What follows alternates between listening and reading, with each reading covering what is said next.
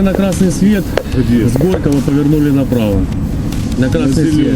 Нет, на красный. У нас есть видео, мы вам сейчас видео предоставим. Будьте добры, водите свое удостоверение, свидетельство про регистрацию транспортного средства. Ой, договоримся. Не, ну как мы договариваемся?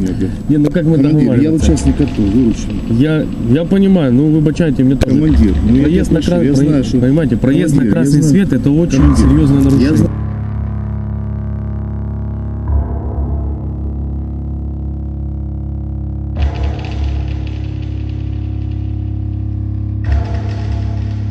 Ну, сейчас мы посмотрим по базе данных, вы находится ли в розыске.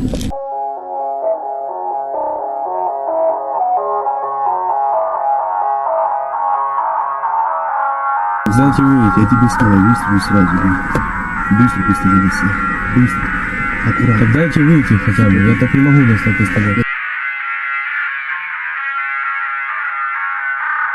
Сюда, я застрелю! Брось пистолет! Брось пистолет! Я застрелю! Брось пистолет! Это быстро! Да я не трогаю пистолет!